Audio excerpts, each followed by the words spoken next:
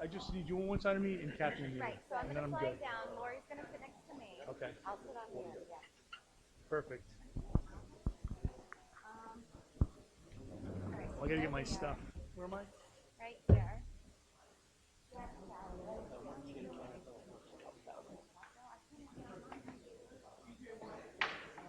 Look alive, Mark. Look alive. Comes the boss. Still alive. It's all live. Do check 1, 2. Take.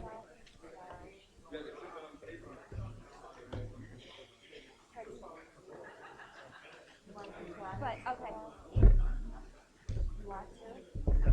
I'm good. 2 check 1, 2. You can hear it? Okay. I am not That's all you need, sending right? out to anybody other than the school committee. Kill them once. Leave the video going. Leave the video rolling. Well, hold on. Ed, talk in the mic. Talk into the mic. Testing 1 2 3 3 2 1. Check check check. Testing 1 2 1 2 1 2. There's a 30-second delay on that.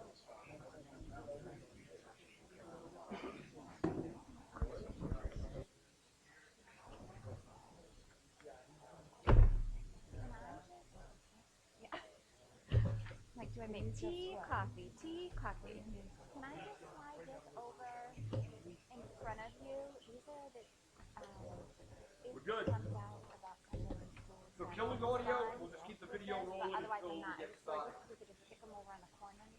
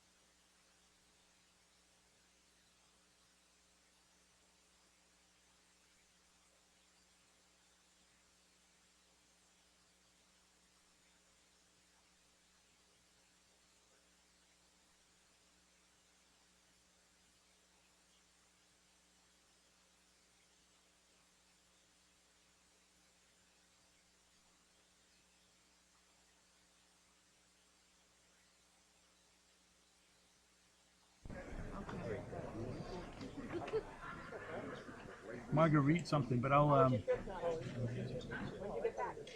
me see. Who sent that to me? Kristen Saint Saver. Test 1 2. Test 1 2. Margaret Breetsk. Test 1 2. Test public mic. Is she here? Test 1 2. Test 1 2. Public mic 2. Test 1 2. Test 1 2. Test 1 2. Yeah, I don't know what she looks like. I see a young girl come in that looks like she'd be a singer. Can you let me know? Let me say that name so I don't mess it up. Check 1 2. Check 1 2. Margaret Britsky. Britsky. Well, we'll get her first when she comes in. We gotta find her.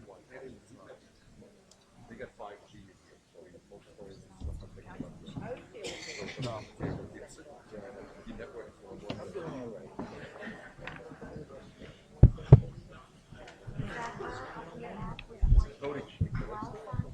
Could be. I can't see though. Look like a kid? No, not you, Cody. Not Gary. Where? Cody with a D. Okay, On the right? we're ready. You all set? Marguerite Britsky. On the left. What's that name? No, that's Okay. the National Anthem.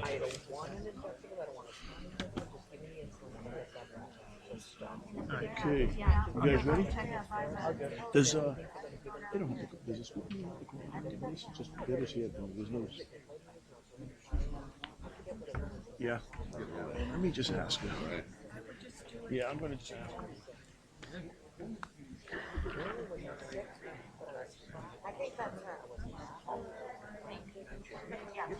I do have to, yeah, I have to open, yeah. Yeah.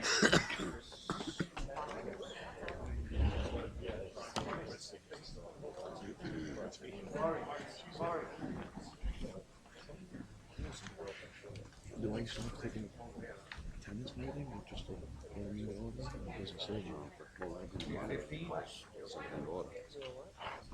Thank you. Actually, he's gonna take over right away. Doesn't look like it. Order and do this and take you and do some. Okay. All right. So, do we have to take attendance once? No, we have to take the attendance? Local? I don't think so. I'll do it like a regular meeting. Mike's on. Okay, if we're ready. Let's go see.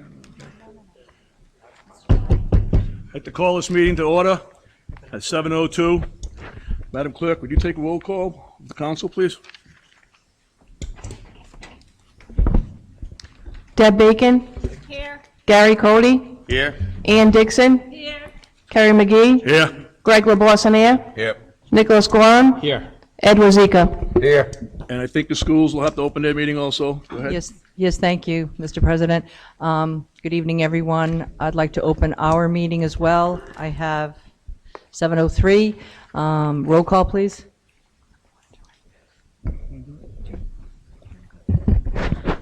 Craig Levis. Yeah. Sarah Mandrelli. Here. Kathy Patnode. Dave Florio. Here. Mr. Pearson. Here. Luke Murray. Here. Donna Kalunian. Here. Lori Andrews. Here. Okay, thank you. At this time, Town Sergeant, if you would be so kind as to give the emergency evacuation plan. Yes, please. You see exit signs up in the front, in the middle, and then in the rear. Just follow the exit signs all the way out. Take you right outside. Thank you. We'll have a presentation of the colors by the Coventry ROTC. Please stand.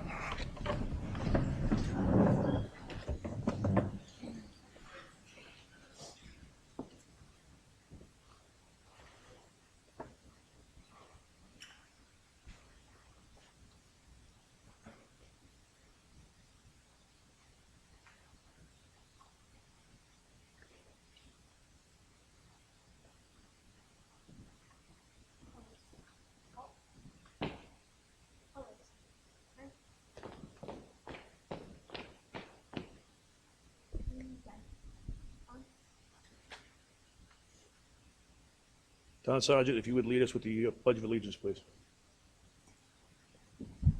Everybody's ready. I pledge allegiance to the flag of the United States of America and to the republic for which it stands, one nation, under God, indivisible, with liberty and justice for all. We also have someone to sing the national anthem. Could we have Marguerite Britsky, please? Thank you.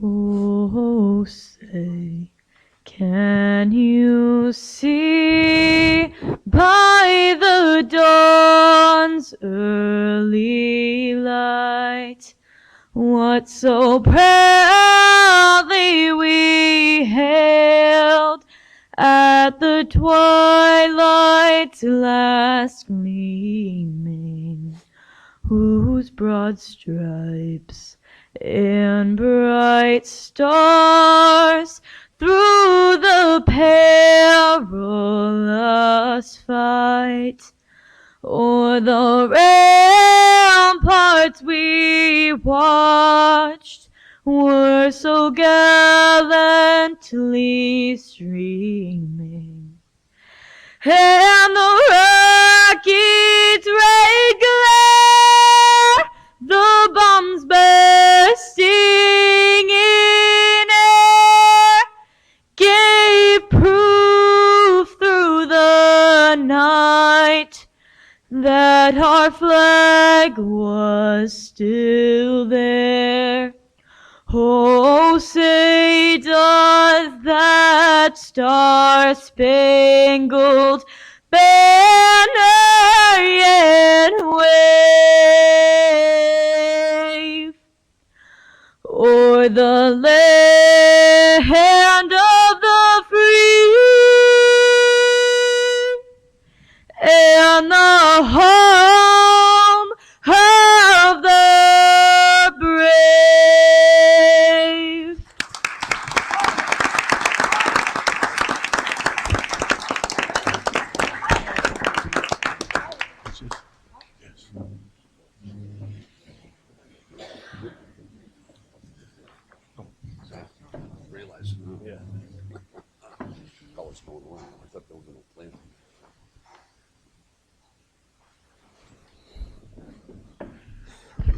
Okay, thank you very much for the great job that was, and thank you, ROTC. They always do a great job presenting the colors. I'd like to welcome the town of Coventry voters to the 2019 financial town meeting. After last year's mockery by FTM, the majority of the council decided that it was time to propose a change to the way the Coventry FTM is handled, which is to go to an all-day referendum and vote on the budget presented, which was put to the voters and approved by the town council, by the provided voters. By charter, we are having an informational FTM to explain the budget presented to the taxpayers. There will not be any amendments to the budget allowed at this meeting. The town council have given taxpayers not less than 6 opportunities to express concerns at budget hearings and workshops. Unfortunately, they were poorly attended. The town and schools have worked tirelessly to present the most reasonable budget possible. This budget is bare bones. There is absolutely nothing further to cut without affecting services and education. I want to thank everybody that was involved in the hard work and countless nights in preparing this budget. Further, I would like to encourage voters to get out and vote on Thursday. We will take public comment at the end of the meeting, but it will not change the budget. It must be voted as presented. Thank you very much. I would like to introduce our moderator, Mr. Ed Inman. Thank you, Mr. President. At this time, I will take a moment just to go over the ground rules. And the ground rules are very simple. I believe that there's some explanation, but I'll detail them. All questions will be directed through the moderator, which is myself. All questions must be related to the budget and budget issues. There is a 3-minute time limit for registered voters. Individuals may speak again if all other people in the auditorium and here have had the opportunity to speak. All present must maintain the decorum of the chamber. Just a gentle reminder, like the president said, there's no voting on the budget that will take place this evening per the home rule charter that was passed by the voters in November of 2018. Voting will take place on May 16th, 2 days from today. There are 5 polling places open from 7 a.m. to 8 p.m. The specific question is provided in the handout along with a list of polling places. At this time, I would like to call on the town manager, Ed Wazika, and I am Polish too, to boot, to come up and speak. Thank you. You can proceed from your chair. Thank you. I'm going to just give a short presentation. We've done this about 5 or 6 times, but I just want to go over the budget. Cody, do you mind going to the first slide? The total town piece of the budget this year is $32,107,881 out of a total budget of $1,800,450,086. Of that, $73,756,698 is the school budget, and there's an additional $2,647,254 for school debt that actually comes out of the town side. So, but it's not listed as part of the town budget. The municipal budget, it's part of the total budget. The town on the municipal side was facing a $1,315,859 increase over last year's FY19 budget. A good chunk of that money is coming out of the pension fund increases that are mandated by our ARC payments that we're obligated to make. A couple of years ago, when the pensions were in dire straits, the state and all of the locals who had their own municipal pensions came to a plan, and all of these ARCs were set, and since that time, the town has met their ARC contribution each year. Unfortunately, every year it goes up, and in this year, we're looking at a $206,000 increase in the police pension. We have another $172,000 increase in the school SRP pension, which gets paid out of the municipal budget, not out of the school budget. And there was also a increase in the municipal budget by $51,000 in the pension. The other areas that were increases that we really had no control over was the bonded debt service for the new DHS PD building, and that is an additional $261,000 this year in debt service. Our medical and dental rates went up by approximately $70,000 over last year. Our refuse disposal went up by approximately $53,000. DPW contract services, which included catch basin cleaning and a couple of other things, went up by an additional $60,000. We have a police salary increase, and it's a little deceiving. It's $134,000.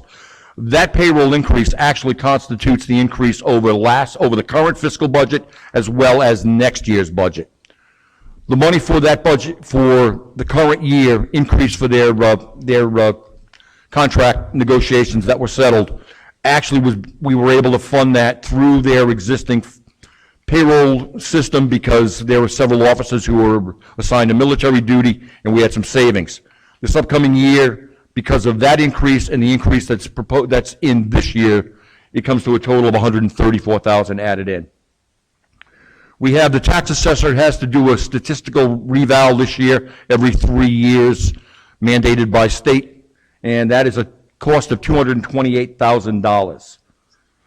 We've got a mandatory increase of about $1,235,000 that had to go.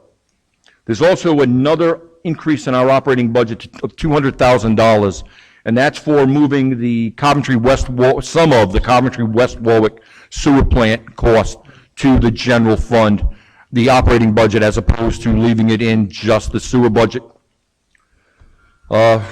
The school department is also has an increase, a projected increase of $1,468,474. Cody, if you want to go to slide 3, please. Next one. The maximum tax levy, if we had gone to that at 4%, would have been $2,785,000. We ended up at 3.9, $2,716 and $216,292. The levy is not the tax rate increase. The levy is the value of the property that's taxed, an increase in that over the previous year, or how much money it generates. The actual tax increase for this upcoming year is 3.38%. Because there's a natural increase in value on any new development that takes place in the town, any increase in values when people do development or improvements on their property causes the levy to go up. At the beginning of each fiscal year, we have to bring that levy amount back down. So what that does is actually reduces the tax rate that we start with. This year, because of the $800,000, that's why it equated to it equated to a 3.38% tax increase, which amounts to approximately 73-cent increase on the residential, 88-cent increase per thousand on the commercial. The motor vehicle remains unchanged at $18.75, and the tangible, which is tied to the same rate as the residential, is also a 73-cent increase. These rates may actually drop a penny or two once we do the final lock-in on the roll, because there's always fluctuation in that, and it's usually which will bring maybe 1 or 2 cents down, as I said. I'm going to be available for questions once the school department does their presentation. So I'd just like to thank everyone for attending this evening, and hopefully we'll be able to answer all your questions and make you feel better about this budget. Thank you, Town Manager. I'd like to call on the Superintendent of Schools, Craig Levis, to do his presentation. Thank you, Ms. Inman. Again, I appreciate everybody being here, and I want to start off by just thank Mr. Wazika. I know that, we've talked about just trust, building trust and transparency, and I know that's an often overused cliche, but I know as superintendent, all I have is my reputation. Everything that I do as a superintendent, the purpose should be about improving student performance. And I have to say that while we've had some difficult conversations, I really, I respect Mr. Wazika. You came out and said that how important the budget is, that people need to support that. And I want to thank the council for working with us closely and thank the school committee that you completely supported our budget. I hope everybody has a handout. We have our PowerPoint up there. We also have, there's a letter that Ms. Mandrelli and I wrote attached to the budget. Again, if there's too much information, you have questions after tonight, please feel free to reach out to either one of us. So if you can go the first slide, Cody. I'm not going to go through all these. We've presented these probably 5 or 6 times, and we address our budget every school committee meeting. But there's some highlights I wanted to point out about this current school year. Our preschool programs, 3 years ago, they were ranked at a low ranking, lowest ranking you can have. Fast forward 3 years, we're one of 4 public school districts in Rhode Island that have a 5-star rating from Bright Stars, and it's a rating of excellence. And I think that's very important. We also received, we're the only school district this year to receive an Early Childhood Champion Award from the Rhode Island Kids Count. And I think that's significant, recognizing the work that our teachers and our administrators have done with early childhood. We've been focusing on, we see all the time about what's going on in the world and social, emotional, and students come to school, they are who they are. We've put a lot of emphasis in terms of working around addressing student needs at all levels, and that includes our partnerships. We've worked hard this year to build partnerships with almost every municipal department, the police, the fire, the recreation center, the library, DPW, Department of Human Services. So really trying to present not as just a school department, but as working collaboratively for the community of Coventry. Something that we're really proud about is we had the 7th highest graduation rate last year for public schools in the state of Rhode Island. And when you add charter schools to that, we're in the top 10. And something else that's really important is that the graduation rate for students with disabilities has increased over 12% in 2 years. Actually, our graduation rate for students with disabilities was higher than some of the graduation rates in general for some of the public schools. I think that's important, that these are the individuals we're putting out into the community. We've placed a lot of emphasis on rigor, making sure that students have access to high-quality, rigorous programs. We've doubled over the last few years our AP. We've increased, our honors programs. And our students, and I'll talk a little bit about that, though, our students and our educators have been some of the most recognized in the state of Rhode Island. I think that's something that we all need to be proud about. And the last point I'll make is that our strategic plan, so we rewrote our strategic plan 3 years ago. It was over 50 individuals, community members, municipal employees, school department, parents, students, school committee. In everything that we do, and every dollar that we spend is connected to our strategic plan. I think that's important for the community to understand. Next slide, Cody, please. Again, I'd ask you to read these, but I wanted to highlight, all we have is as a resource really is our students.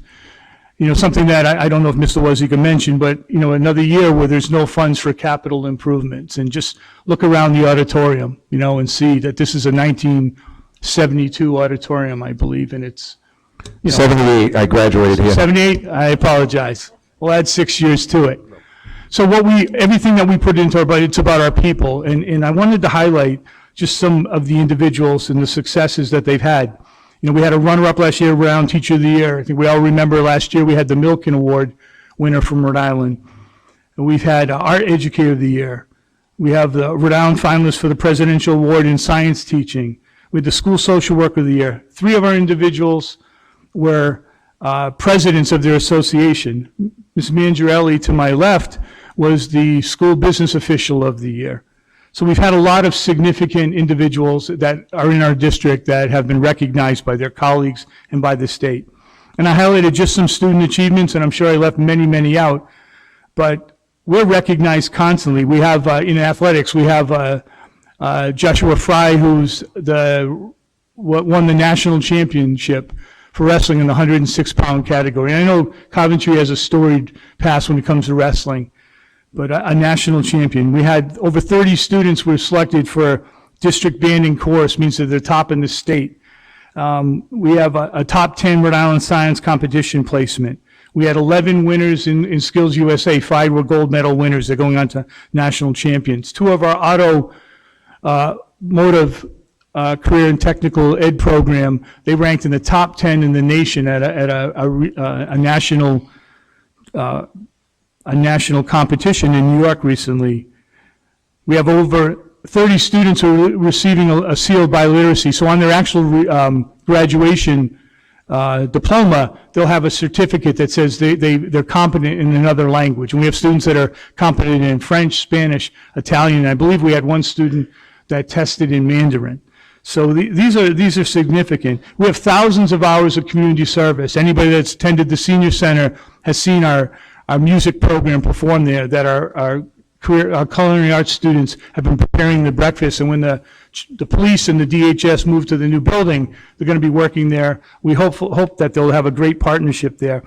And last, talking about our Navy ROTC, the thousands of hours that they've done in terms of service, and they perform not only here but around the state. And if you come to graduation, you'll see that they do that honor table, which is amazing. There are only 2 units in the state that do that, so we're very proud of them. Next slide. These are just some of the major budget increases. So we have a significant increase in health rate, 12.5%, which is approximately $680,000. And while that's high, and I was talking to Ms. Mangiarelli the other day, over the last 2 years, we've had a 15% increase. And of course, it's based on our history, because we're self-insured, but there are districts around us that have had 20% in 1 year. Charahoe had a 28% last year, and they had to change their entire plan. So while it's extremely high, I think that, you know, over the past couple of years, and we know the issues with healthcare and pharmaceuticals. We have increased out-of-district tuitions for charter schools, Pathway, CTE. That's a net increase of $80,000, but that could go higher.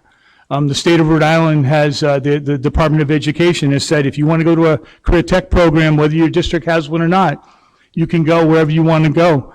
If you have a child with a disability, they have to be educated in your community. If you have a child that is an English language learner, they have to be educated in your community. If you have a child that is, or your family is socioeconomically disadvantaged, you have to be educated in your community. But if you want a CTE pathway, for some reason, you can have choice. And that's something that we deal with. Transportation contract, we negotiated a new contract. You probably see our buses driving around. Most of those buses are 10 years old. We have a new contract with brand new buses, propane, which means, I know we had a conversation, means they're going to heat up immediately. Kids aren't going to have to freeze for 30 minutes. and that's a net increase of $140,000. Somebody made a comment about our vehicles over in Oak Haven and said, when are you going to get that junk that's parked around the building, when are you going to tow that away? And those are our vehicles. Some of our vehicles go back to early 80s, have several 100,000 miles. So we're going to try to add to the fleet with money, it'll actually be less expensive, I think, than what we had put in our budget for maintenance of our antiques. Our contractual step increases, which are by state law, about $650,000. Personnel increases, approximately $1.15 million. And then additional staffing positions based on student need and safety. And again, we've had several conversations at our school committee meetings. We have a middle school that's one of the largest in the state, not designed to be a middle school.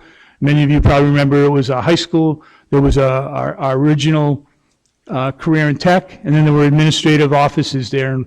And for, we decided, I guess, that we're going to make that into a middle school. And so we need to support that environment. Next slide, please. So I'm just going to highlight two numbers here. This is our preliminary operating budget. And again, you have a much more detailed, if you haven't grabbed it, please grab it on the way out. So we're looking for an increase from the town of $1,468,474. And we received an increase in state aid of $1,660,901. Next slide, please. So one of the things about, sometimes I go off on a tangent and I give a little spiel. And at last school committee, I promised I would do 3 minutes. I only did 6. Bruins are playing tonight, too. Pardon? Bruins are playing tonight. Okay, thank you. Well, the Red Sox, too. They're on a roll, too. So want the Bruins. What about the Celtics? All right, good. I'm not a Celtics fan anyways. But, so, if anybody knows me or has heard me speak, I support a comprehensive program. There's been, when I came in, there was this whole issue around the ROTC. And I see pound for pound what they have done in terms of our community. And, we went through that situation where the Air Force left, and then we were able to get the Navy. The positive thing is next year we have about 20 students coming up into that. So we can see we hope to see our enrollment increase. I believe that all students need opportunity. If you look at our strategic plan, it talks about every child. And we've despite the lack of, capital, we haven't had capital in 12 years other than bonds for boilers and some replacement of roofs and some energy. We put our money into our people, and we can't afford to lose a single individual. Last year, and I know there's conversation about not wanting layoffs, and I applaud that. But last year we had, I think, about 48, 49 layoffs. Class sizes increased at the high school to near max in most classes. At the middle school, they were already at max. We've cut a librarian, which we still haven't replaced yet, which we need to eventually do at the middle school. We have presented, I sent a letter out to the community saying, if you have any questions, you want to come tour the schools, you want to talk to myself or Ms. Mangiarelli about the budget, please do that. And I don't know if anybody has taken us up on that. I don't believe so. I'm not a doom and gloom guy. We made a commitment. I remember Mr. Cody saying, we don't want to go doom and gloom, right? And that we weren't going to put out a scenario, a scare tactic. But I have to tell you that right now we're looking for, we asked for 1.5 million increase. And that's what we believed for our operations. And I know there was a conversation about operations. Everything we do, we need to connect to student performance. And if we can't, then we shouldn't be doing it. And like Mr. Wazika said, or Mr. McGee said, we've had multiple opportunities for people to ask questions, and we still welcome that. But we can't afford to lose anybody. But if the budget fails, and again, our attorney has advised me, I can't tell people what to do. I sent a letter, I wrote a letter I thought was a good letter to the community, and he read it, and like 90% of it he just crossed out. And to the point where I didn't even want to send the letter out, but I couldn't even say to people support. I had to say for your consideration. To me, it was like just milk. But the bottom line is if the budget doesn't pass, I need to be clear. I've talked about this at 2 meetings already. I haven't received a single phone call. That we'll probably have to cut close to $2 million. And the reason is because right now we asked for a $1.5 million, we got a $1.4 million increase. I mentioned about the career tech centers. We're challenging at the Department of Ed right now around our career and tech centers about if we have a program, we think students ought to go to our program. If we get overruled, that could be 5, 10 more individuals that go to other districts. That's going to be close to $200,000. So there's $300,000 right now that we'd have to cut. If we end up laying off teachers, which we would have to do, then we have to also include for unemployment. Thank you. And so when I looked at this and we talked about it, and these are rough estimates because I'm still going to believe that people care about education, understand that we're working hard, understand that we recognize that the way the things are funded is not sustainable, but we're not going to fix this overnight. So can you go to the next slide, Cody, please? So these are possible, and again, they're possible because there's no place for us to cut. I know somebody said we have to make hard decisions. Well, these are the hard decisions that I'll be putting forward to the school committee. And again, it's not a scare tactic because how do you cut close to $2 million? Last year we cut $1.4 million. And all we have is our people. Our people are the greatest resource. 50% of our employees approximately live in town in this community, which is high for a school department. Sometimes you have 20, 25%. So approximately 50% of the individuals live in this community. But there's no way for us to cut $1.9 million if we need to.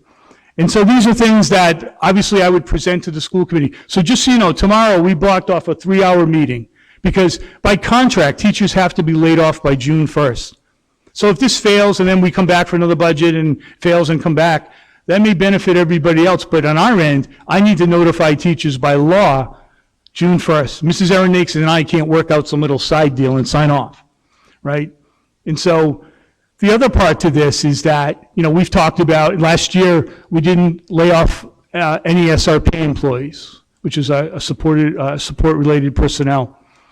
If the budget fails, we don't have to notify them till later on, but there could be 10, 15 individuals in that would be gone. And the other part is, I know people always talk about administrators, and that all of our administrators are under contract, but some of the contracts are going to come to, you know, will be up at the end of next year. And if the budget fails, I can't see, I believe the schools will be decimated. And I know that's a strong word, but, you know, people said you have to have a plan B.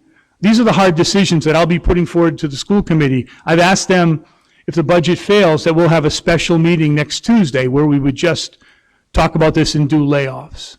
I don't know all the ramification. But our accreditation, which are in the process, and we're in good standing, we have to figure out capital. We have to figure out how we're going to fix our HVAC system here, and we have to figure out how we're going to replace our floor in the gym because it probably isn't going to pass inspection.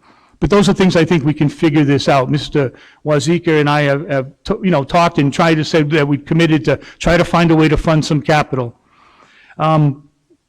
This is something that it would be devastating, but we need to have teachers in front of our elementary kids. We need to have teachers in front of our middle school kids.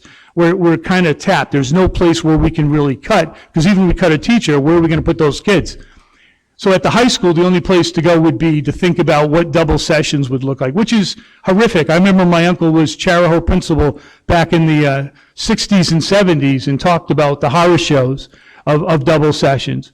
But there's no place where we can cut. You need bodies in front of kids, and that would be horrific. And I don't even know how we'd get there. It might take us months to plan, which means why tomorrow is so important, because we're going to come up with such a large number of teachers. And then we have to talk about others that would be displaced.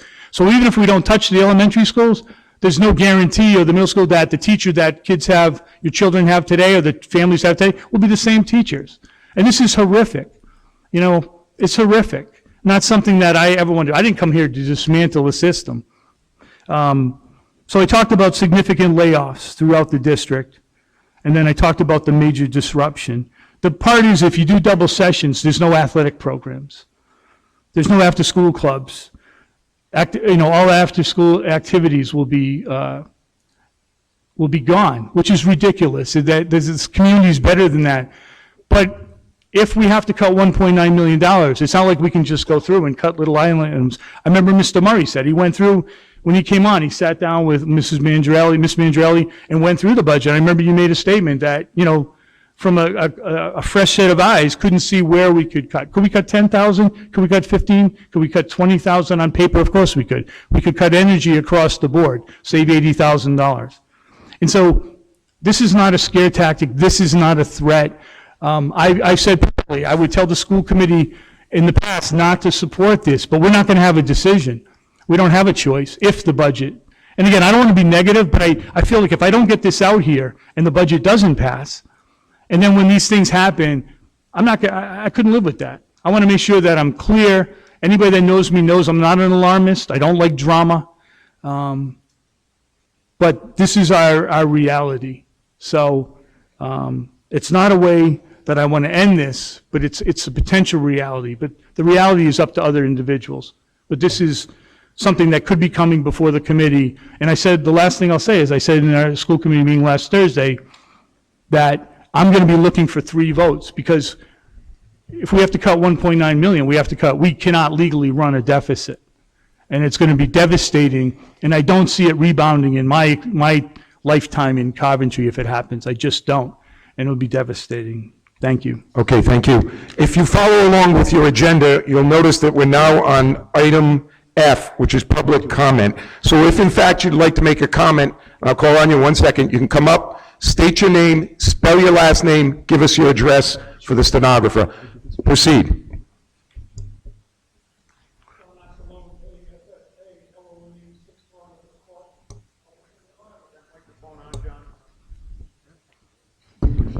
There you go, you got it.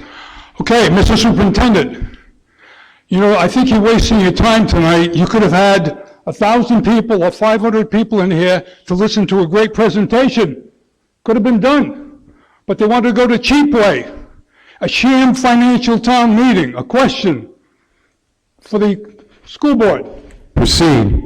You approved a contract that is unsustainable. And I may ask, does anyone on the board know what the average income in Coventry is, or the median household income? Please raise your hand. So you approve a contract and nobody knows what the income is of a family in Coventry.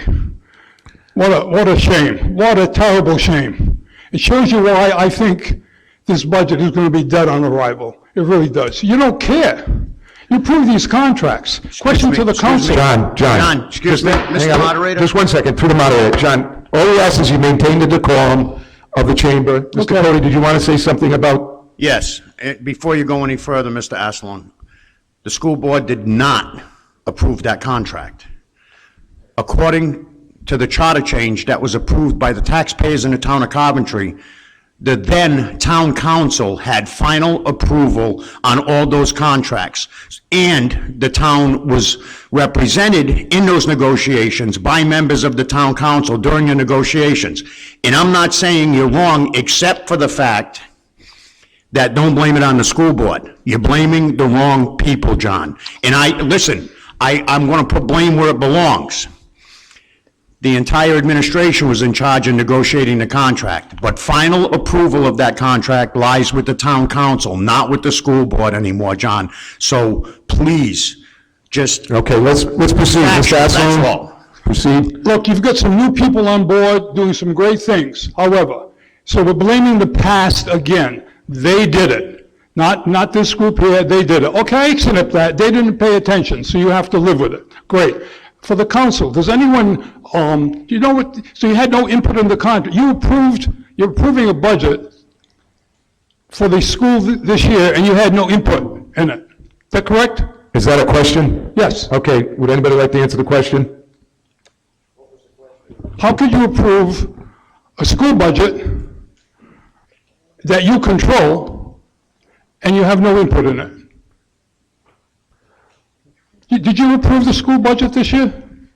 Did you elect to support it? Actually, the school budget was cut by $100,000 and then approved by the council, yes. Councilman, It was actually a budget request.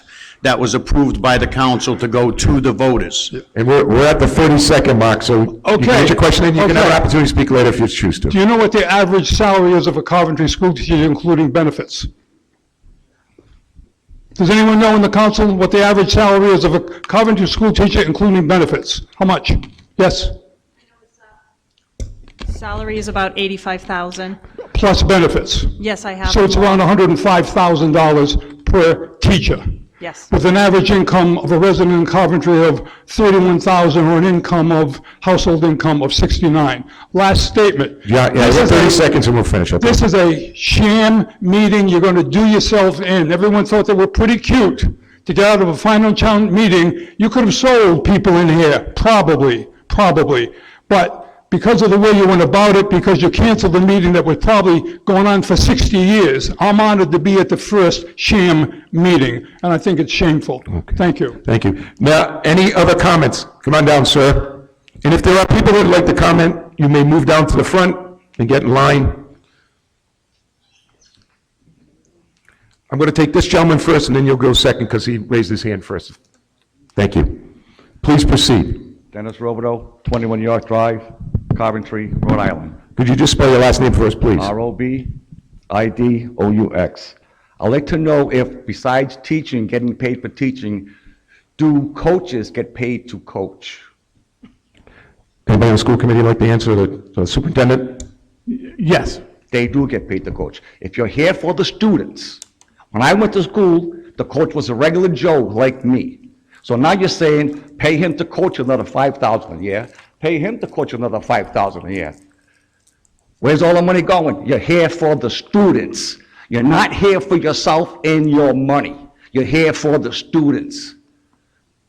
How about that? Can you cut that from the budget? Can that be cut from the budget? The budget is in place. You have an No, I'm sorry, can that be cut? Well, the question comes from me, so your question is, Okay, can I'm the sorry. budget be cut for the coaches? The answer is no. We're having an up and down vote on Well, it. then my vote for this is going to be no. Okay. And to the council, I work second shift, I can never go to any meetings anymore. Why can't we change the meetings to a Saturday? Or are you too busy on a Saturday?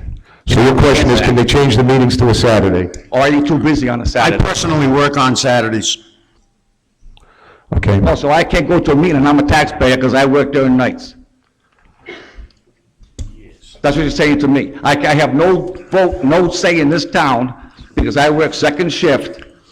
I can't get time out of work unless you want to pay me. Okay, so just to answer your question, you'll have an opportunity on May 16th between 7 a.m. and 8 p.m. to vote, so you can exercise your opportunity then. But I can't make up my opportunity to go to a meeting, a town meeting. You're here. No, I'm here because I took a day out of work, a vacation thank day you. from work, just to come here. I gotta take a vacation day every time to come to these meetings? Do you have questions on the budget? Any further questions? My question is, I'm voting no, and I hope everybody else in this whole town votes no. Thank you for your time. May I chime in on the sports question? Absolutely. Okay. Proceed. So coaches do get paid. It's not volunteer time for these teachers. They spend their hours and hours after school coaching these kids.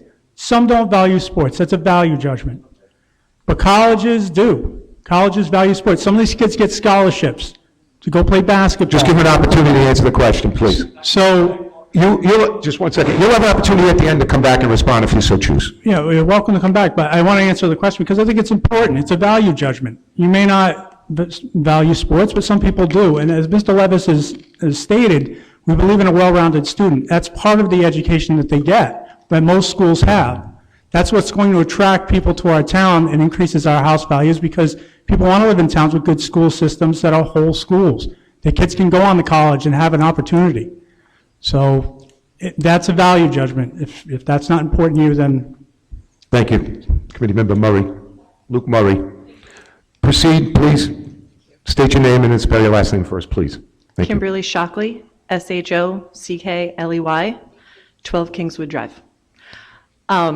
As a person who has young children in this town, I do plan on voting yes on the budget. I do think this is the kind of town where you need a good school system for people to move in to the houses that the people in this room seem to have raised their families in. But my question is, I read the Auditor General's report to the best of my ability. And it does seem, a lot of people say we need industry in this town so that our taxes might either get lower or not continue to increase so rapidly. And from reading his report, if I read it right, we need the sewer in order to get the new housing developments and the new industry in the town that people are looking for. So I wonder, while this budget can't be affected by it, do we have people actively working to make sure that we have a better agreement with West Warwick, which seems to be the most expensive part of the budget for the sewer, and that because we've put so much money into it, the project will end at some point in a positive way? Well, so let's give somebody an opportunity to answer. Go ahead. We have been in negotiations with West Warwick. We have an internal committee that we formed to look into all of that. We're going to be proposing where we feel the next, once the sewer system comes back online, as far as putting pipe in the ground. We're looking at, just for that, the industrial areas where it'll be the most cost effective, as well as be able to produce and get more business and more industry into town. So that is exactly where we're going with the whole system. Great, thank you. And I can say if you had these at Fish Hill, probably a lot more people could come. Because I'm usually at children's sports during most of the meetings, and So it would be you great. suggest we have the meeting at Fish Hill? Fish Hill, I think, would be the Okay. perfect location. I live right around the If corner. I'm on school favor of that committee as would well. like it, yes, yeah. Is there any other individuals that like to have an opportunity to speak? Everybody's had first bite at the apple. You can come down for your second bite at the apple, sir, if you'd like, and have an opportunity to speak.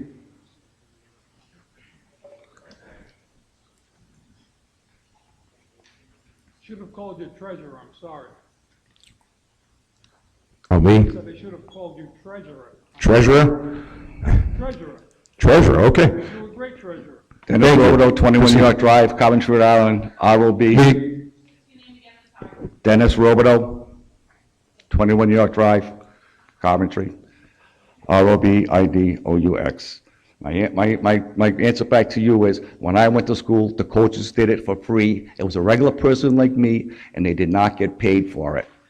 Okay? And I know some people who want to coach a soccer team and want to coach some other teams in this town, but since they're not part of the union, they cannot coach. That's all I have to say. Thank you. Is there any other public comment? Please come up front. Ms. Inman? Yes. Did you want to respond to that? Well, yes, it's just that that's not true. We have many coaches who are non-union. Okay. So. Thank you. We'll ask you to come up if you want to speak at the end. Please proceed. Carrie Dacey, D-A-C-E-Y, 5 Gentry Farms Drive in Coventry. And I understand from reading the report, there's been many comments about the budget not being sustainable. And I understand that, and I understand that you need to make cuts, you need to watch every dollar. I'm confident the budget was well prepared, etc. But you say that it's not sustainable. So what is the committee doing so that we're not in the same position for the future? What are you looking at for alternate forms of revenue or partnerships with large companies that will help maybe offset some of the costs? So I just want to caution members, and we'll answer this question, but we're dealing with budget issues that specifically deal with this budget. So if we could frame it in that fashion, it would help. So could you repeat your question so I understand it? Well, it is not, it's too late for this budget. I understand, the budget Okay. is fixed. But what future, what plan do you have in place to prevent this happening next year? Okay, so I'll entertain this last time for what the future looks like, but everything from this point forward will be budget addressed. So we'll answer the question and I'll throw it to, proceed. Thank you.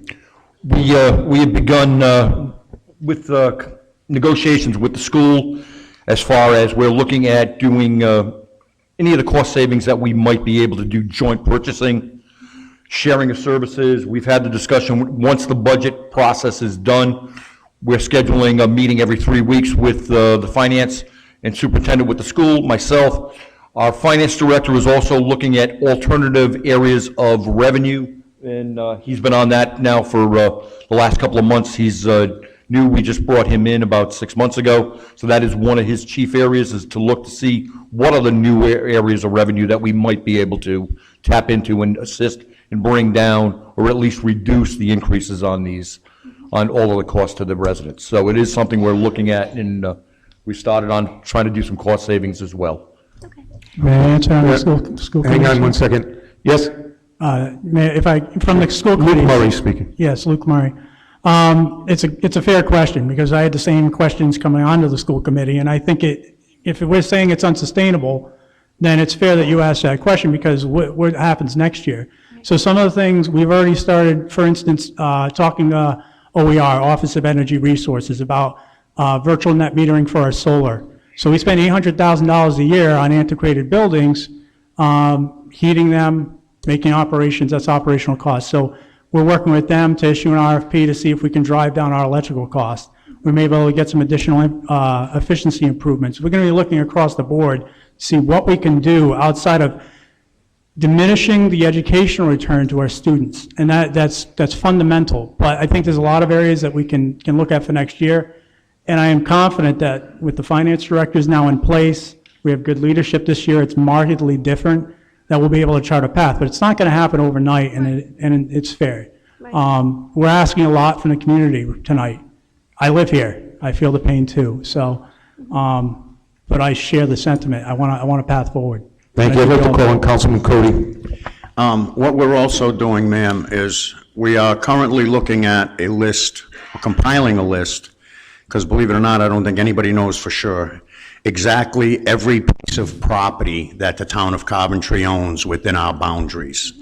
And we're going to look at that list and try to determine which ones we're not using and that we can sell and put back into the public market, which then brings them back onto our tax roll. As liaison to the sewer subcommittee, I, as well as Vice President LaBassiniere, are working with our federal delegation to come up with some federal monies, or try to come up with some federal monies, to extend our sewer line all the way to the West Greenwich line on Route 3, which would open that property up for commercial development, because you're absolutely right. The only way to stabilize residential tax rate is to increase your commercial and/or industrial tax rate to help stabilize the residential. Well, the only way you do that is through sanitary. One of the components is a sanitary sewer system, so you have something to offer that industry when it comes in. So we're currently working with the federal delegations through the sewer subcommittee to try to come up with money that doesn't put it on the back of the taxpayers in the town of Coventry, to expand that sewer line up to the West Greenwich line, which would realistically give us an opportunity to open up a lot of that land for commercial development, and would give us an opportunity to collect from the businesses from the West Greenwich line to 95 corridor if they wanted to tie into our sewer system to more efficiently run their businesses that are currently in West Greenwich. But that would be at their cost completely. It would be at no cost to us, but it would increase our flow to the West Warwick sewer system, so we would at least be getting more bang for our buck that we're giving them. We are also currently going to try to renegotiate with the West Warwick Sewer Authority on behalf of the sanitary sewer system in the town of Coventry to bring those costs down, because we're not even close to using the amount of flow that we pay for at the West Warwick Sewer Treatment Plant. But we do currently pay for 23% of the care and maintenance of that facility that we are not using. So we are going to try to negotiate with them, but I have to be honest with you. There is no financial incentive to the town of West Warwick to renegotiate that contract with us, because that puts the burden back on their taxpayers and on their budget. So there really is no motivation for them to negotiate with us, but we're going to give it our best shot. And the bottom line is, I have been informed through our council that we do have an out to that contract. We could walk away from the contract tomorrow and keep the flow that we have now, but then they're under no obligation to give us any additional flow if we are able to expand our system through federal grant monies to bring in commercial industry. So it's a fine line that we're walking, but I do want you to know that we do have a plan for the future, and we're working on putting that plan in place and giving the taxpayers the representation that they deserve at the council level. So thank you. Thank you. So I will go to people with first-time comments, and if there are any other people that have second. Did you want to speak, sir? I'll get to you as well when we're ready. And I just want to caution everybody, just to the budget at hand. I know we've had some interesting questions, and we get into the weeds about future things, but proceed. My name is William I. Mundy, IMONDI, 800 Hope Furnace Road. My question is to the school board. If we're seventh in graduations, why are the teachers highest paid in the whole state? $100,000 for 180 days. What does that come out to be an hour? And how many teachers work 8 hours a day? They'd only work 6 hours a day, if that. The kids are out of school by 2 o'clock. What time they go in? 8? How many hours is that? That's 6 in my book. So what was your first question? We'll start with the first one. Go. Why are we at seventh in graduation, and when the school teachers... Superintendent will take a shot So at we're it. seventh in the graduation out of, was it 39 cities and towns, and looking at all the high schools, there's over 50 high schools in the state, so I think being in the top 10 is pretty significant. So I don't know what your point is with that. The second thing is that, I'm sorry? My point is that the teachers are the highest paid in the state. So they're not the highest paid in the state? I know that that's something, that's rhetoric that likes to be stated around here, but that's not true. In fact, if you look at, there's this, comments around the, how much the top teachers make. If you divide the salary of an average teacher, there's about $2,000 additional that they make when you divide it amongst all the teachers. But one of the things is that our teachers, we don't put into Social Security. So if our teachers are and I don't know because contracts are being negotiated, they're not always published. Last time I looked, we were probably in the salary range, like between 7 and 12, but then there are 12 districts that offer also Social Security. If we had to pay into Social Security, our teachers don't pay into Social Security. We don't pay into Social Security. We had looked at it, and it would be an additional $3 million approximately that we would have to put in.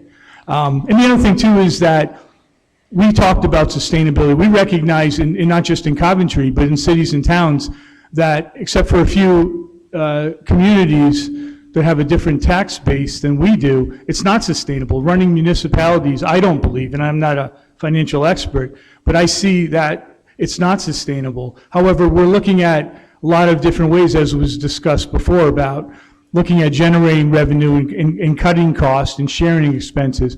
But the greatest resource we have are teachers. Question, we're approaching the 3-minute mark, Okay. sorry. They're the greatest resource we have, and that many of us, and I think of my own life, the most significant people in my life have been educators. And so, the facts that you throw out there really aren't facts. But our teachers are the greatest resource that we have. There was a second question. You have 10 seconds. What was your second question that you asked? What other towns are higher paid than the teachers in the town of Do Coventry? we have that information? We don't have that information available. You don't have anything No. available. Okay. Well, I haven't seen one year where the taxes have gone down. They've been going up ever since I lived here. Okay. Thank you. How can... We're at the 3-minute point. I'll give you 30 seconds to finish your thought. Okay. It's fine for you people all up there that are making good money, but how about all the senior citizens that only get a Social Security every month? Where are they supposed to come up with all this money to pay their taxes? Okay, thank you. Is there any other first-time talkers? Would you like to come down and have an opportunity to speak? Please. And if there are other first-time talkers, if you'd like to move up front, you can sit closer to us. It's not like church, you can sit up close.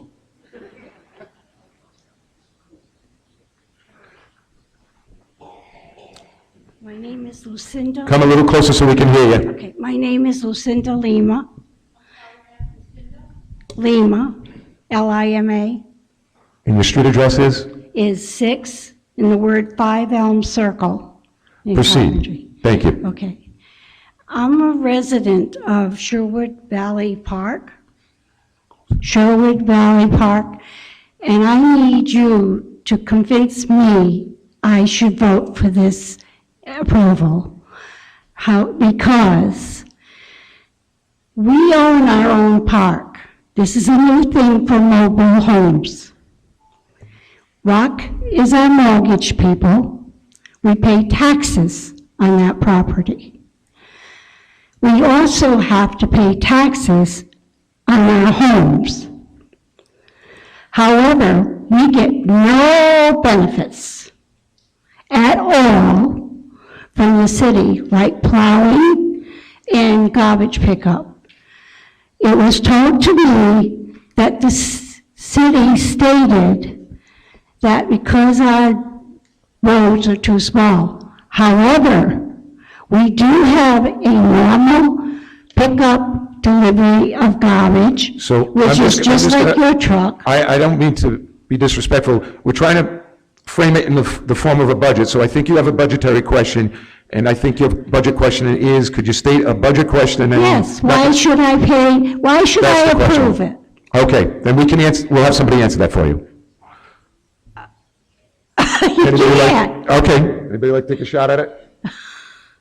Mr. Labassana? I'll take a shot. All Mrs. right. Lima, Yes.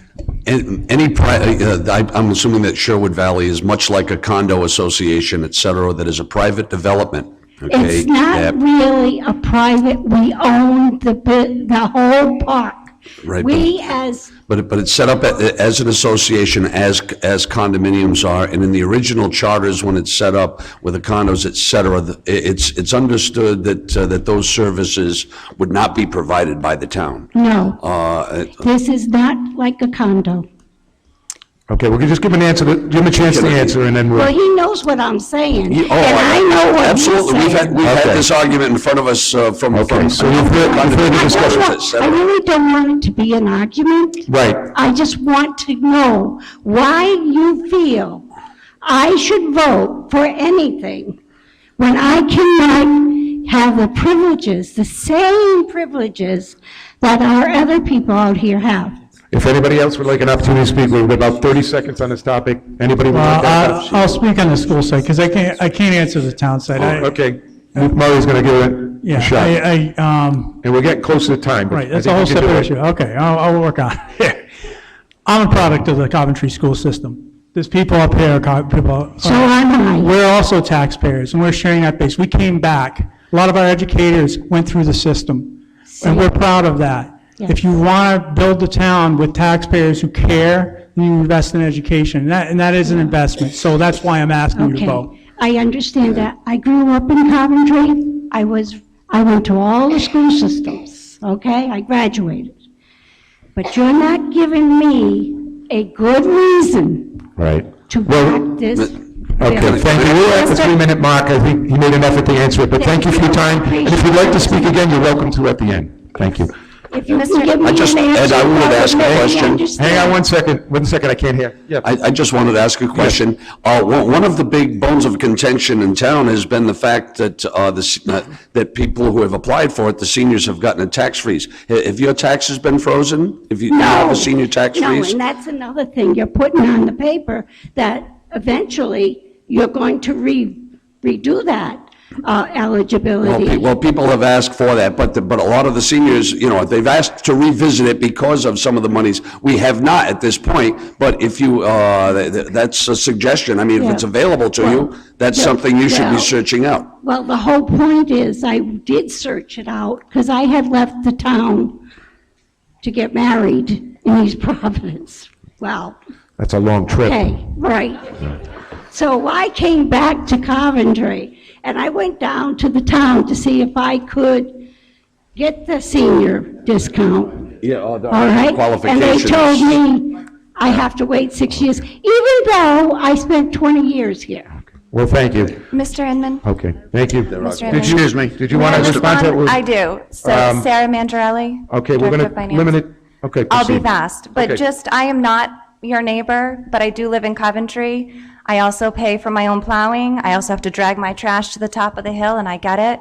I do have kids in this school system, but even if I didn't, I would hope to God that my kids or my neighbors' kids are going to go through an educational system where they'll have the opportunities that I didn't, where they have opportunities for a lot of people in this room didn't, and I hope to God that they become better citizens than we are, and they can start turning this world around. So this is budget open. is at bare bones. I had wanted to address some of the budgetary reductions that were made earlier, but this is for a community, and I think if we start Right. looking at ourselves in silos, we're going to tear this community apart. I understand, but you also got to look at this. I'm paying double taxes. For Okay. what? Thank you, and we'll have an opportunity to speak. Anybody is a first-time speaker, he was there first, and then you can go second, sir. Proceed. Larry Manier, M-A-N-I-R-E, 170 Richardson Road. Larry.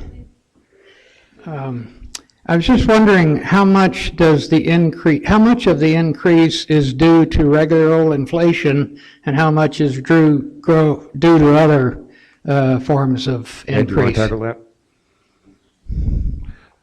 I'm trying to get you an answer. How much is due for actual inflation? The costs that are going up as far as like the ARC, which is $500,000, or nearly $500,000 on the town side, the medical cost increases, all of those then there's no real way to know what is the driving factor behind that on why those are going up. To break that down into the percentage, I'll be honest, there's no way I could do it. I don't know if the school department could do it either on their side. It's just something because of where the increases are, that they're not inflation driven. They're other factors driven. The pensions are driven by the system, the medical the same way. So I couldn't give you an answer, to be honest with you. I wouldn't want to lie. Mr. Moderator? Anybody else have an option? No? I would just agree with Mr. Wazika. I mean, most of the budgetary lines are contractual increases. Our health care is based on our actual claims experience. It really doesn't have anything to do with like the CPI or general trends. That's factored into it, but really it's based on our experience. If you look at the program budget where the supplies, equipment, where you'd typically see more of that inflation, that budgetary line stays relatively consistent. So I agree with Mr. Wazika. That's a hard number to kind of pinpoint. My other question is, what proportion of the staffing are we bound to contractual obligations? Are all of the staff union or 50%? Are you talking school or municipal? Both. Okay. If I may, our pension obligation is the way it is because in the past, rather than pay the full ARC that was required by the actuarial study that was done on the pension funds, the town council decided to reinvest that money into the budget to keep the tax increases as low as possible. And most of the time, it was for reelection purposes, if you want to know the truth. But that's the truth. And because it was deemed to be in critical status, we had no choice but to enter into an agreement with the state of Rhode Island through the treasurer's office to bring our pensions back in compliance. So we entered into an agreement with them to, over a course of, I don't know if it was 10 or 20 years, I believe it's 20 years, to make the actual ARC payment that the state of Rhode Island dictates we have to make to bring our pensions back into compliance. So those... What is ARC? What is ARC? Okay, just annual required contribution. Those are beyond our control. We are at the mercy of the state of Rhode Island on that. We have even discussed going to the state and seeing if we can re-amortize that out to 30 years instead of 20 years to keep the costs down a little bit every year to help adjust the tax rate in the town of Coventry. But there are some costs that are beyond our control. Contractual costs are our control, but ARC payments dictated by the state, health insurance payments dictated by the insurance companies that we're self-insured, but we go through a trust. Those are things that are beyond our control. Debt services, how much the interest is on the outstanding So I'm going to give you about 10 bonds seconds that to we wrap it have. up, Councilman, if that's okay. So we have no choice but to pay those. So some of it is beyond our control. And this, we're going to just go over for 30 seconds. He did have a very specific question. You were asking about municipal and town employees in terms of relationship to the, we didn't get the answer to that. We'll take 10 seconds to answer that, and if you have further questions, we'll call you down. Okay, thank you. I'll be voting for the budget because we have to, but I'm encouraged that you'll be looking at options in the future. Thank you. Okay, thank you. Sir, would you like to step up? James LeBlanc, 43 Hazard Street. LeBlanc. Spell the last name. L-E-B-L-A-N-C. I was at the last financial town meeting. I was asking for capital improvement money, and we didn't get it. And this is yet another budget with zero allocated for capital improvements. We're essentially saying we do not want to invest in ourselves And I think next year, we need capital improvement money. And here's why. Maybe someone on the school committee can answer this question, but the Jacobs report, I believe, says that we need $60 million to repair our schools. Can you tell me how this budget and the funds, I think in total, we have $108 million going to this town's budget. Of those funds, how much is going to assist in the $60 million that we need to repair our buildings? Proceed. Okay, thank you. So to address the specific issues outlined in the Jacobs report, I would say 0 is going to that. With that said, I don't want to give the impression that the school committee is doing nothing. We do have a $150,000 grant from the Department of Ed for technical assistance, so we have issued an RFP and we're reviewing that now. In order to even be eligible for some of the reimbursement and to even make some of those facility improvements recommended in the Jacobs report, it requires a master educational plan and an architect to come in and really look at where we want to move this educational system before we can get to that facilities. So to be honest with you, we're not even there yet to tackle some of that. But again, we are moving forward. We'll look to probably bring a recommendation forward to the school committee to start that process, and then we will need to continue on. I also want to say, the facilities has not gone unnoticed on this, and I think that it's a mistake to think that if this budget's voted down, that we are going to somehow be able to add capital back into it. Unfortunately, due to a lot of circumstances, our operating costs are extremely high in this town. We've done some things that may have not been the best planning up until this point, but I would say that the people sitting at this table are working very hard to say, this is not how we can continue. We've actively looked at a wide host of vendor contracts. We've applied pressure at the state level to look at the funding formula review. So I know I'm getting off the topic a little bit, but I want to touch on the fact that you're bringing up a good point.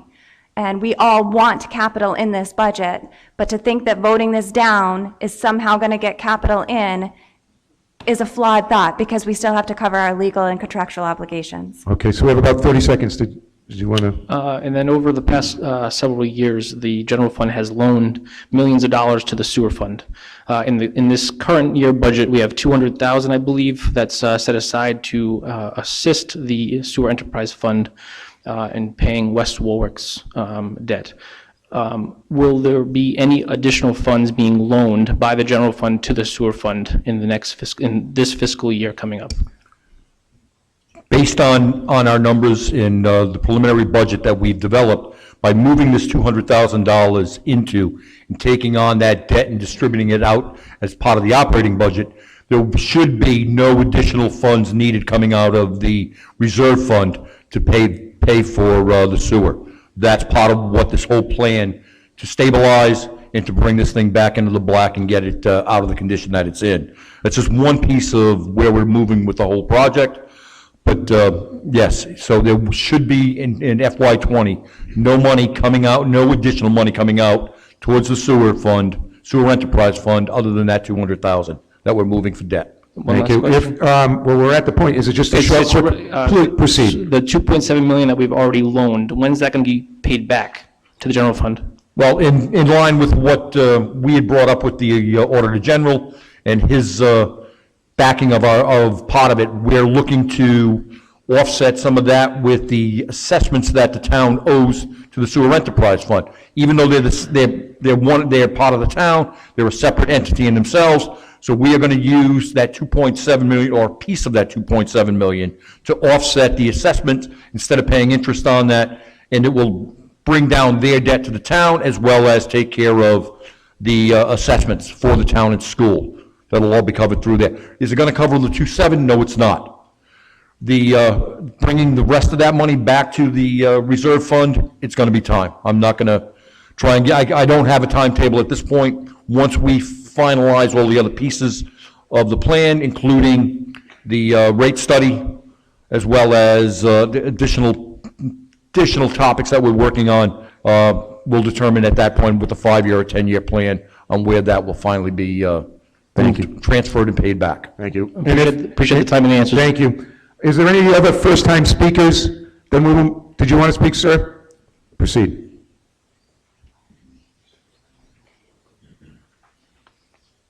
Yes. Robert Cloutier, 57 Watercress Court.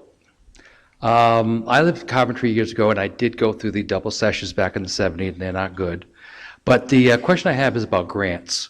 How good is Coventry doing on applying for grants? I agree. I just came back to Coventry recently due to family issues, and where I lived was another state, another town, and it insanely went out for grants. I mean, to the state, a lot of grants. I just want to say How's Coventry doing? the questions are generally going to be germane to the budget that we have at hand. Right, and how is we'll entertain this question, but we're trying to keep them zeroed in on the 2019, Right, but how is the 2020 grant, I budget. hear somebody about the grants, and about for the Sure. thing. How is that doing for trying to keep our tax low by getting more grants? Well, then that's a,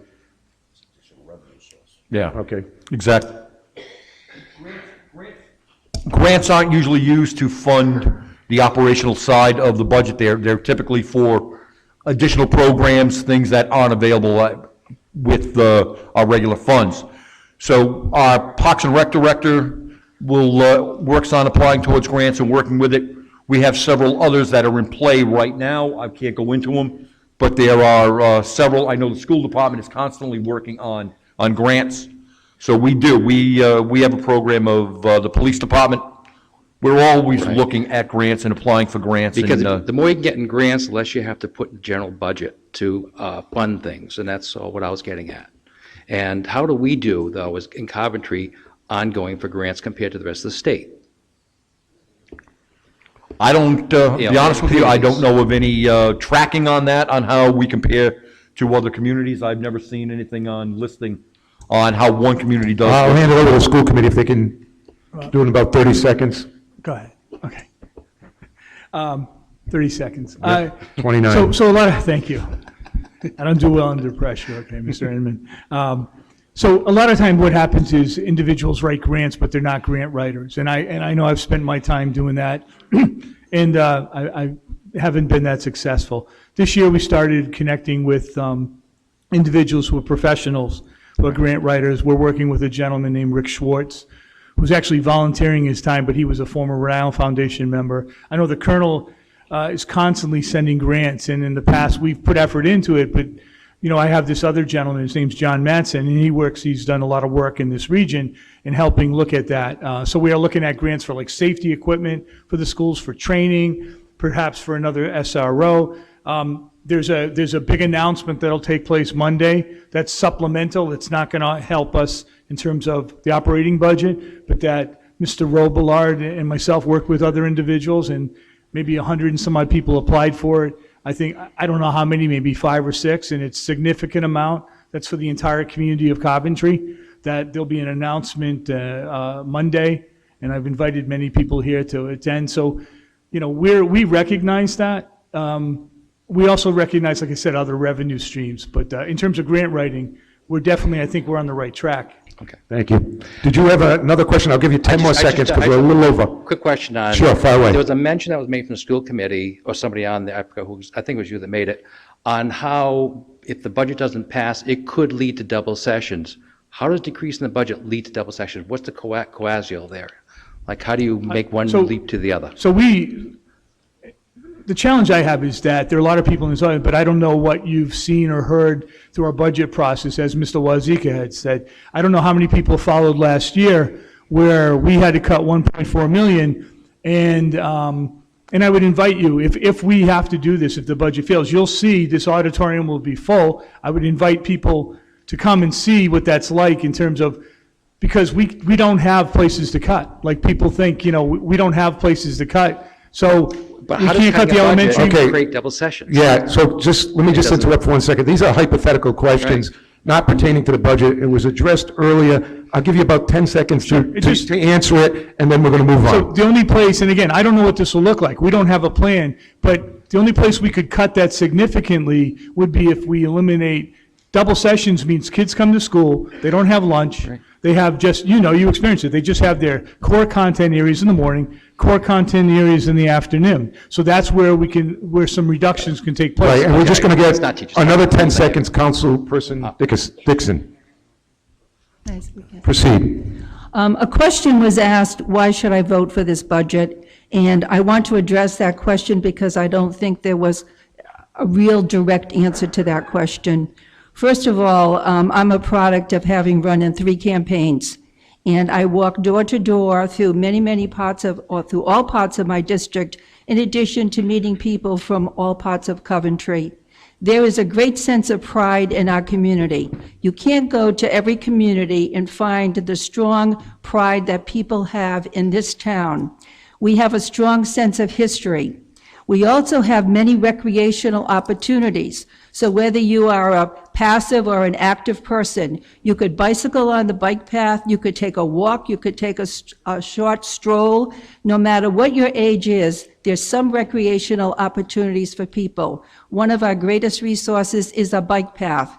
Another great resource we have are all of the waterways that we have. I've been kayaking, I've been boating, I've seen people just sitting along the side of accesses to the waterways, just enjoying the beauty of the area. In addition to that, we have many cultural opportunities.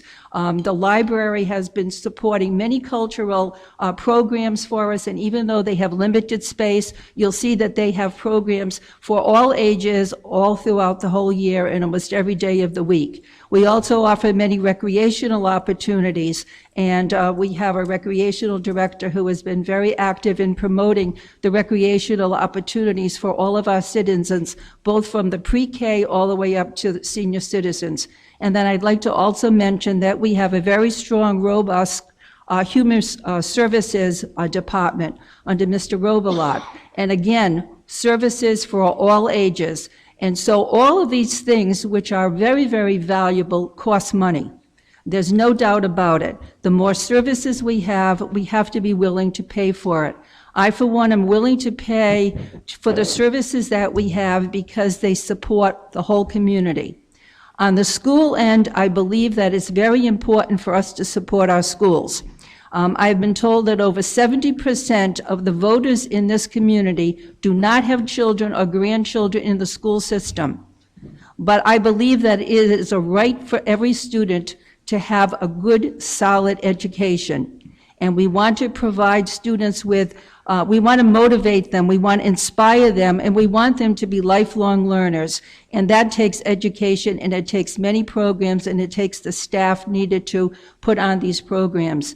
So why should you vote to support the budget if you believe in your community, if you believe that you want a strong community in which you can be proud, in which we can offer services for all ages, then you need to support the budget on the municipal side, and you need to support the budget on the school side, which represents the greatest portion of the budget.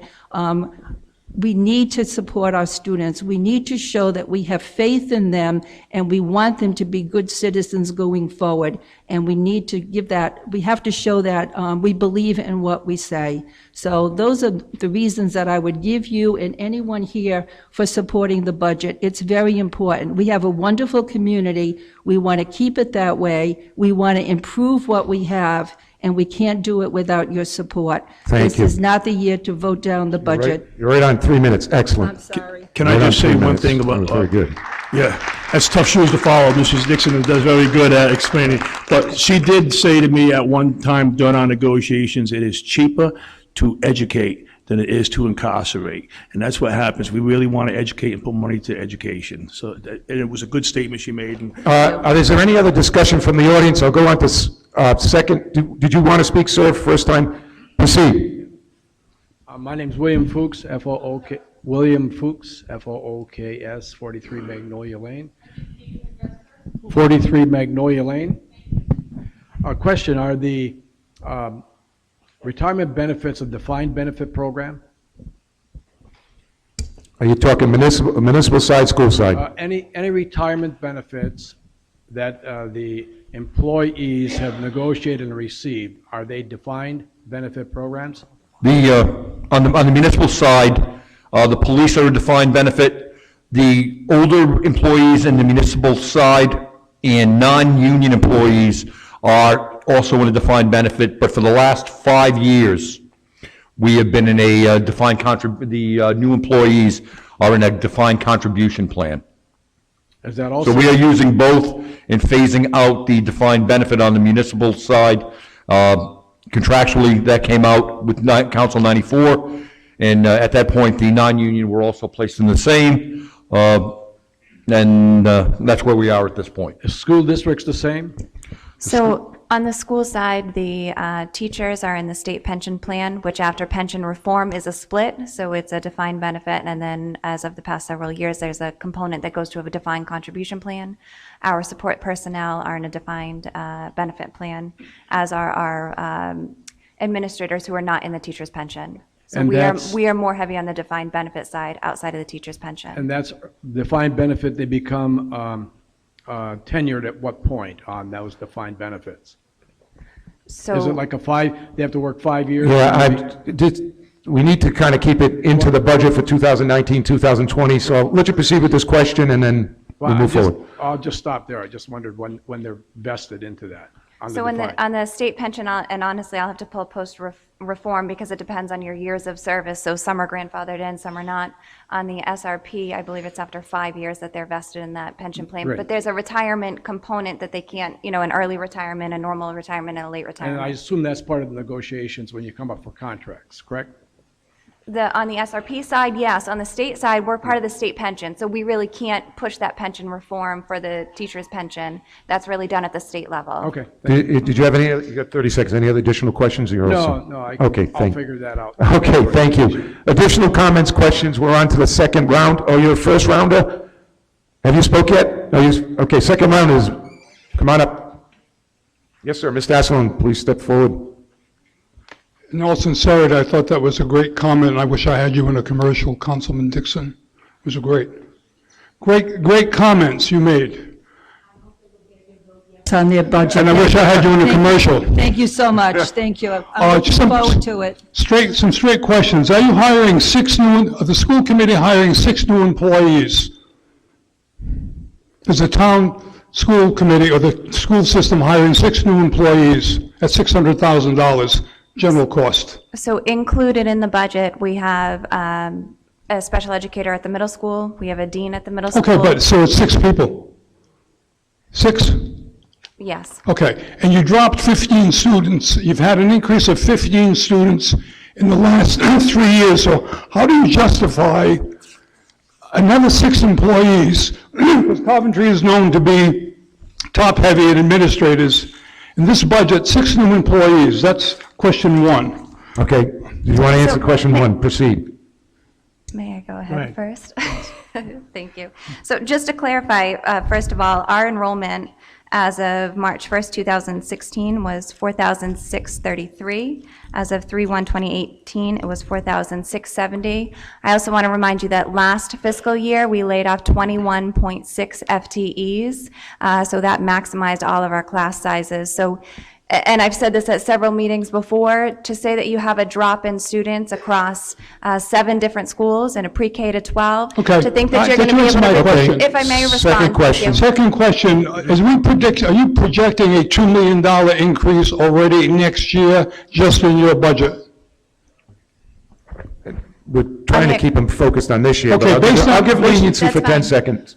So I have made no secrets known that our projected budgets over the next couple of years are going to increase based on our requirements, based contractually, as well as what we're seeing on our out-of-district tuition.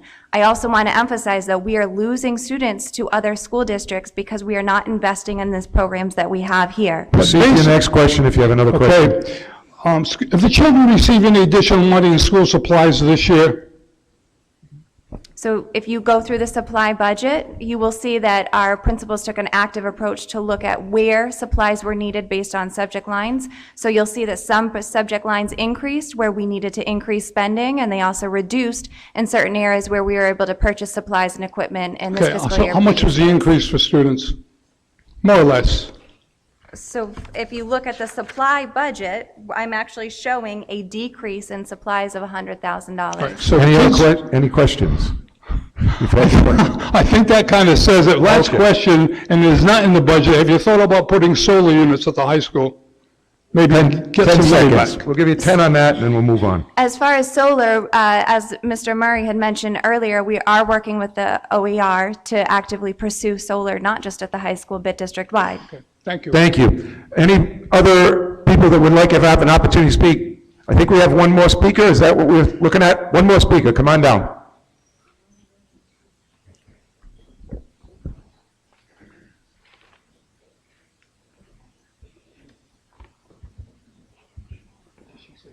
Lucinda Lima. Nice and close, please. Lucinda Lima, Lima, 6-5 Elms Circle. I seem to have been miscommunicating here. Okay. I was not attacking the school board.